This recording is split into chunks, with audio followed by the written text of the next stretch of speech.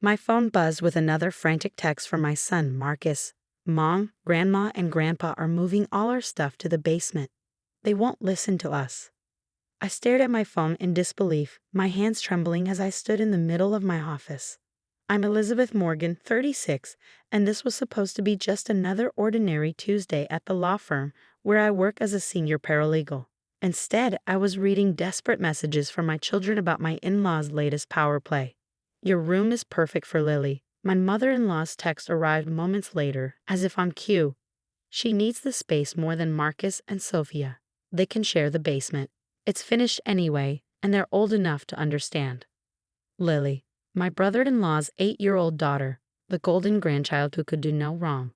The one my in-laws had been trying to accommodate ever since my brother-in-law, Mark, lost his job and moved back home with his daughter. I took a deep breath, my legal training kicking in. Stay calm. Document everything. Please stop moving my children's belongings, I typed back. We can discuss this when I get home. There's nothing to discuss, came the swift reply. We've already decided. The basement is perfectly fine for teenagers.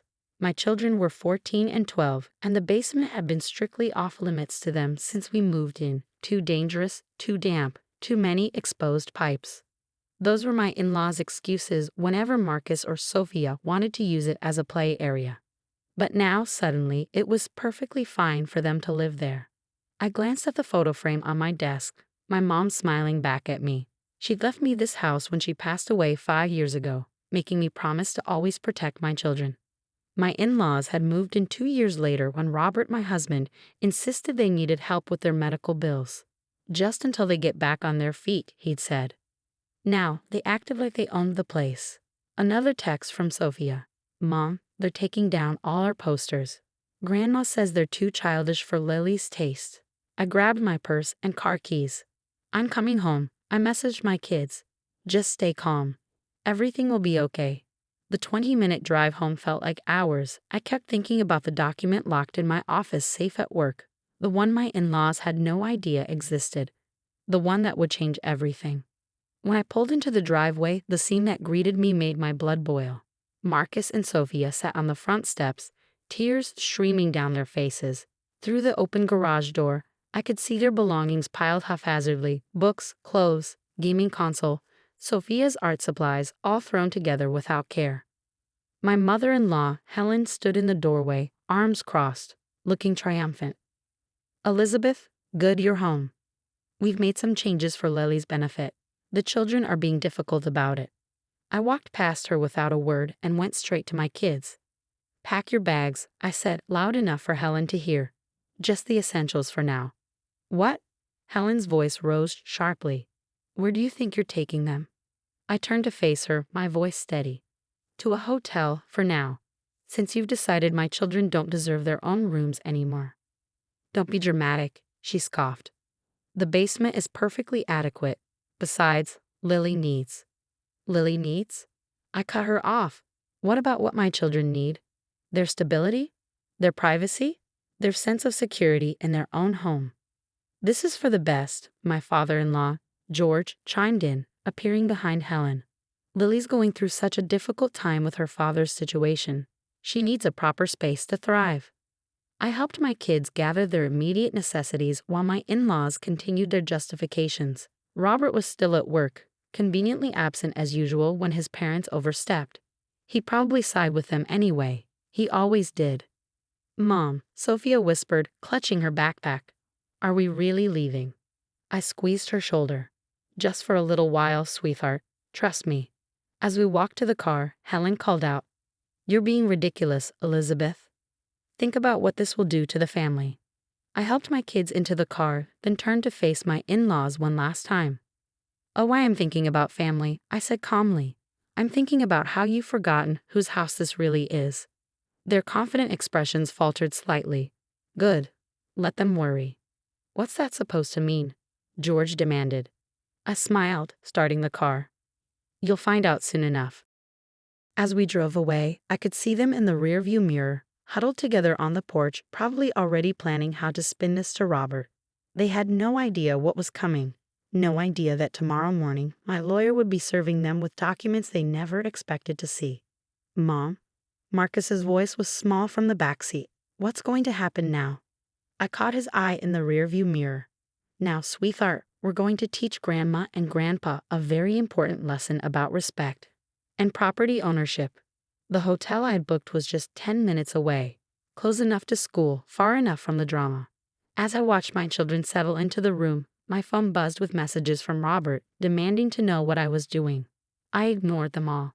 Tomorrow would bring enough confrontation for everyone. Tonight was about making sure my kids felt safe and protected. After all, that's what my mother would have wanted, and the house deed sitting in my office safe would ensure her wishes were finally respected. The next morning, I drove to work early, before my usual start time. I needed to retrieve something from my office safe, the document that would change everything. My mother's attorney had advised me to keep it secure, warning me that family situations could be unpredictable. How right she'd been.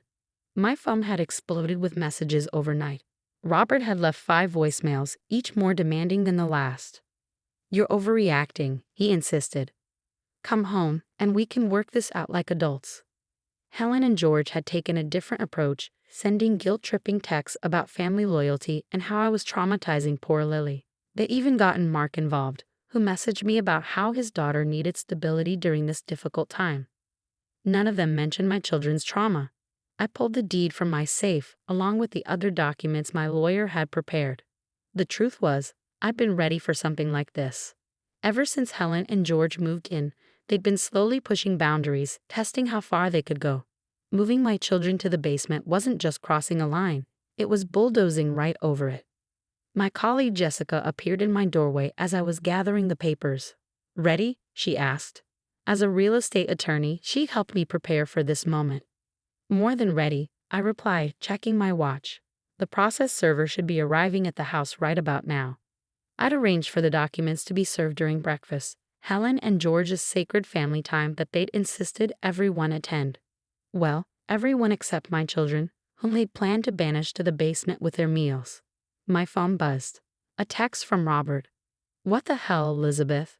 Why is there a process server at our door?" I didn't respond. Instead, I gathered my things and headed to the conference room, where we'd arranged to meet in an hour. Robert had received a separate notice to attend a family legal consultation at my firm. He had no idea I was behind it. The next hour crawled by. I kept checking my phone, watching the messages roll in. "Helen, this is outrageous. You can't do this." "George, we're family. How dare you treat us like this?" "Mark, my daughter needs a stable home. You're being selfish." Finally, Robert burst into the conference room, his face red with anger. "What is this?" he demanded, waving the legal papers. "An eviction notice? For my parents?" I sat calmly at the conference table, Jessica beside me. "Sit down, Robert. We need to talk about the house. Specifically, who owns it." "What are you talking about? We own it together." "No," I said firmly, sliding the deed across the table. "We don't. My mother left the house to me specifically. It was never joint property." Robert's face paled as he read the document. This can't be right." "It's perfectly correct," Jessica interjected professionally. "The house has always been in Elizabeth's name alone.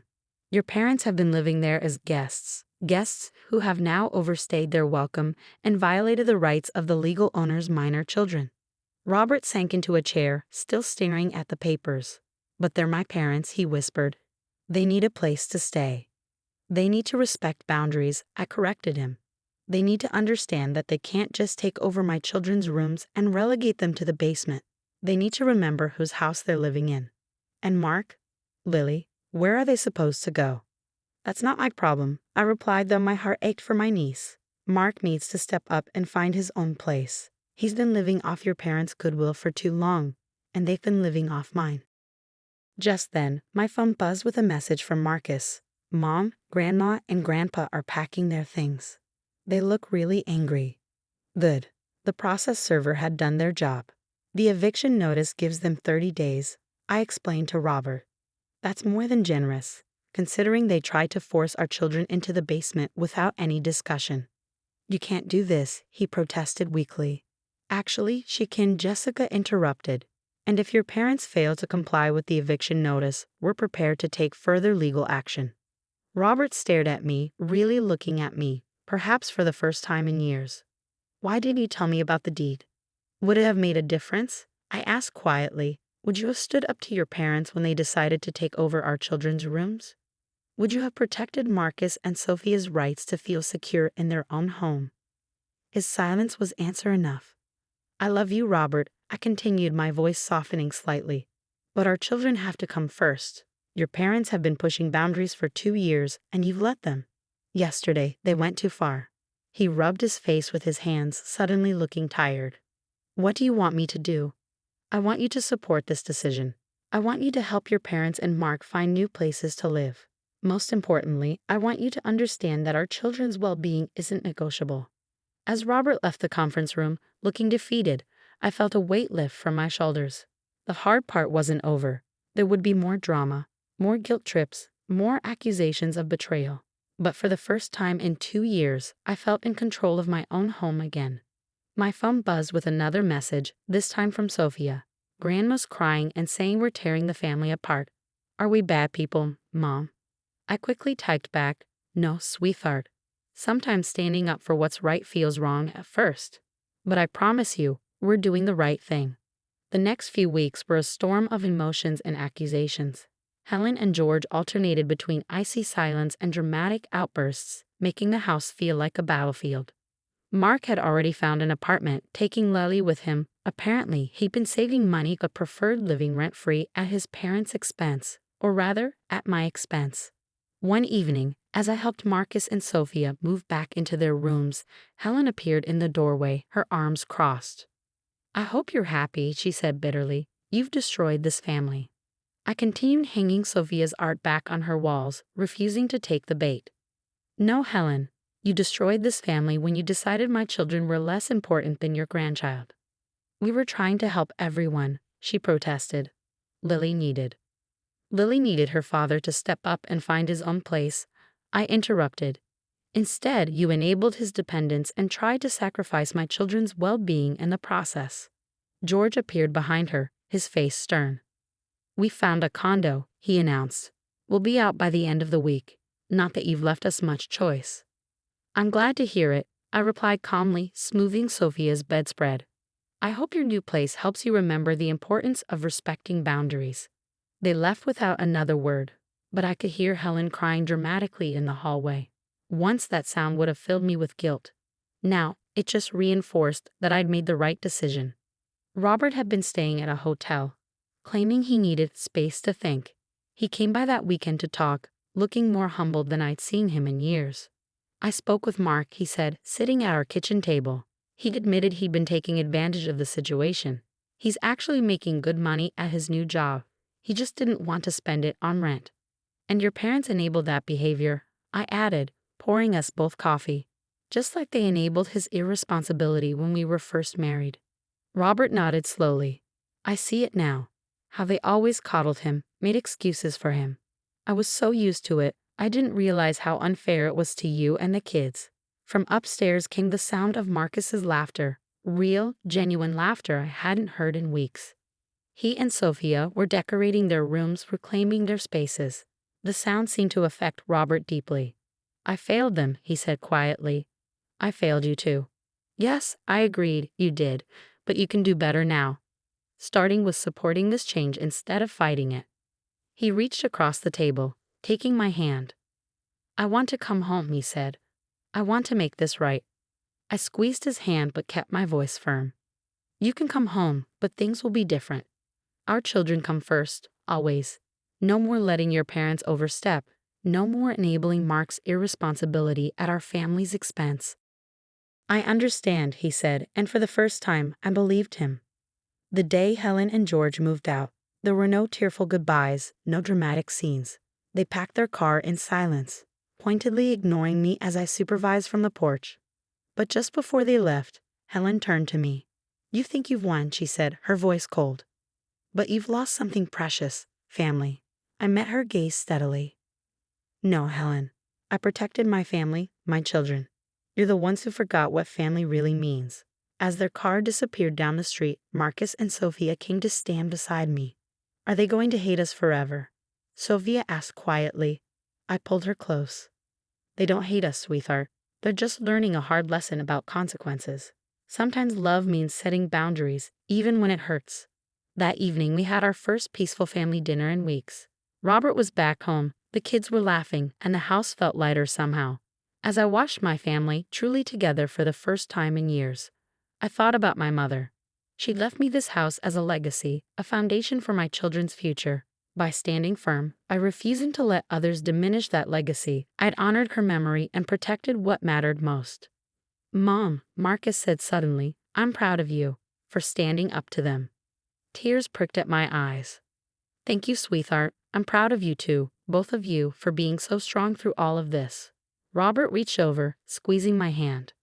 We all are, he said softly. You did the right thing.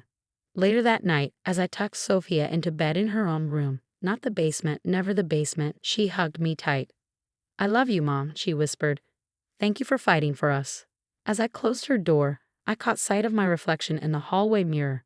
I saw what Helen and George had missed, what Robert had finally recognized, not just a daughter-in-law or a wife, but a mother who would move heaven and earth to protect her children.